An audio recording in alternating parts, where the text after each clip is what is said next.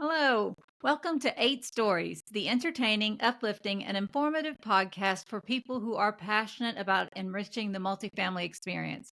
I'm your host, Sharon Cauthen, and together, let's take an enlightening journey across the multifamily landscape, sharing innovative ideas and heartfelt stories from communities nationwide. Eight Stories is brought to you by Multifamily Media Network, delivering the latest news, ideas, and inspiration across the multifamily sector.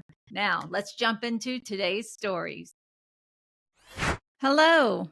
Welcome back to Eight Stories. I'm Sharon Cauthen, and today I want to take you on a bit of a journey, one that spans time, distance, and choice in the lives of three different men. The beginning of our story takes us to Alaska, a place of breathtaking beauty and harsh wilderness, and to my own family's connection with that rugged land.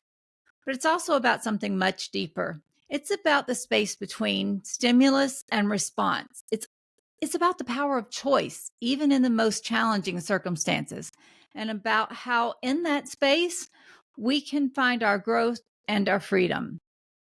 So, in the year before the pandemic upended the world, my husband and I took a trip to Alaska. It was a place I had dreamed of visiting for most of my life, not just because of its natural beauty, the soaring mountains, the glaciers, the endless stretches of wilderness, and the whales, especially the whales, but because of a personal connection.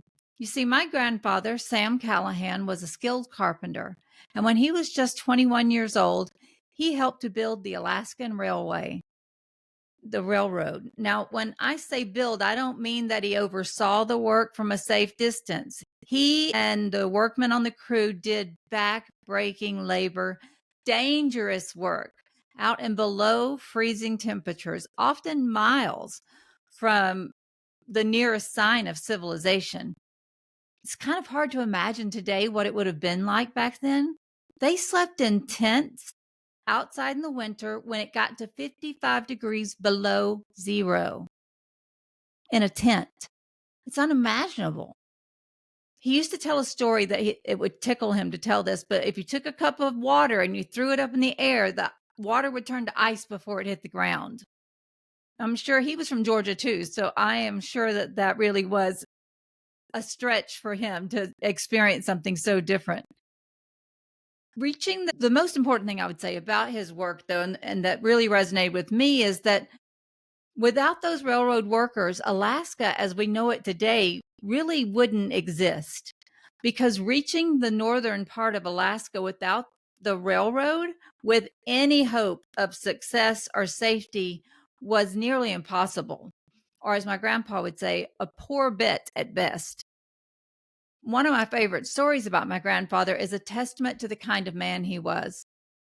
There was a time when one of the coworkers fell seriously ill, and the nearest medical help was 30 miles away in Alaska in the winter. My grandfather didn't hesitate. He volunteered to take the man out because he knew he could handle a team of sled dogs. So they bundled the sick man up and he took him 30 miles out to the doctor. And once he was settled, he walked 30 miles back in the snow in the winter. When he got back to the work camp for his troubles, the boss man generously granted him 1 day off. Isn't that amazing? Can you imagine today if we ask an employee to walk 60 miles round trip in the snow and then we give them a whole day off for their trouble? I don't know what my grandfather thought in that space between. I think about it and I think, I don't know for sure, but if I had to guess, I'd say that he had confidence in his abilities.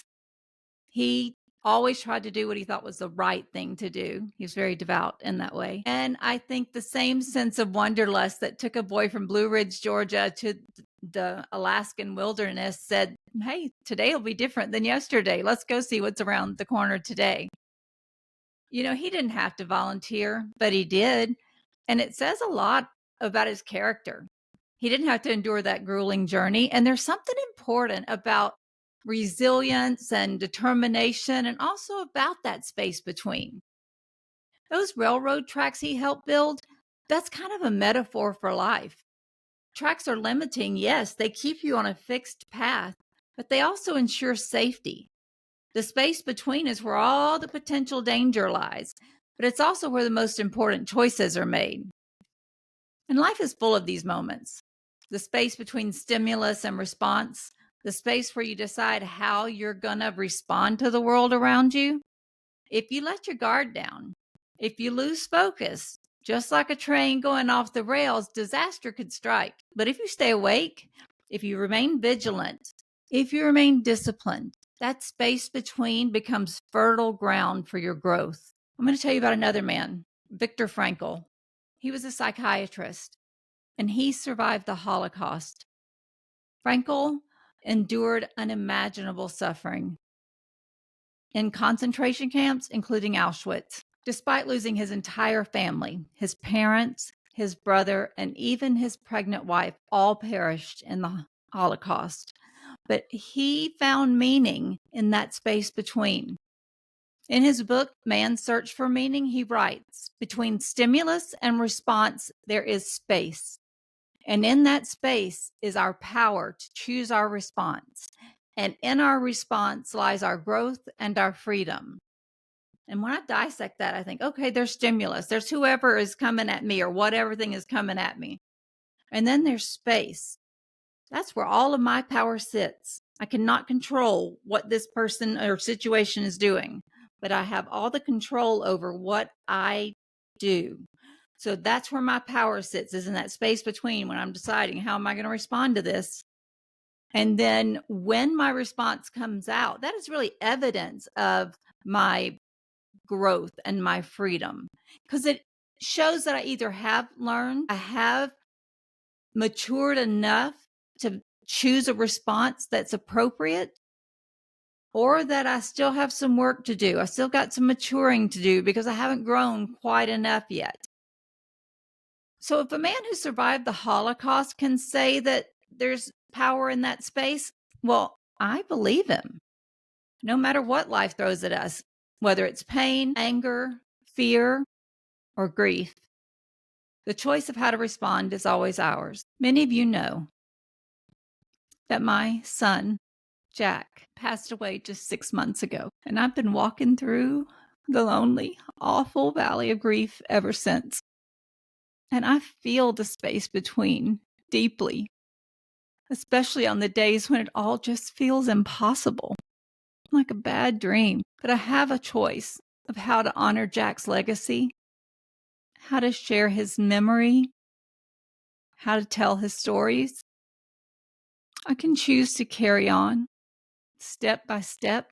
I can also choose to sit still in my grief and allow the tears to come. I cannot bring him back, but I can carry him forward. That's the most profound thing. When everything else is stripped away, choice remains. I've had moments when anger or frustration felt like the only response, when it seemed easier to react without thinking, without pausing, just clap back without finding that space between. And I'm learning slowly, sometimes painfully, that the space between is invaluable. It's the difference between reacting and responding. When someone is upset and losing it in my direction, when a family member is having a crisis, when a coworker is overwhelmed with emotion, that space gives us a chance to pause, to breathe, to think, and to choose a better response. It's a lesson that I'll continue to work on every day. Some days I succeed, others not so much, but that's part of the journey. So, dear friends, I encourage you to stay awake in the space between. When life challenges you, when the world is moving fast and furious, when your heart gets broken, remember that you have a choice. That space is yours, and in that space lies your power. And in your response is your growth and your freedom, just as Viktor Frankl said. Thank you for joining me today on 8 Stories.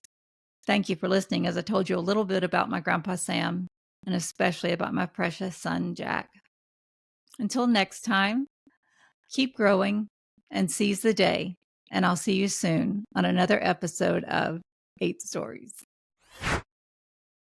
Thank you for tuning in to 8 Stories. If you enjoyed today's episode, please like, subscribe, leave a review, and share it with your network. And don't forget, this podcast is proudly brought to you by the Multifamily Media Network, your trusted source for stories, trends, and insights in multifamily living.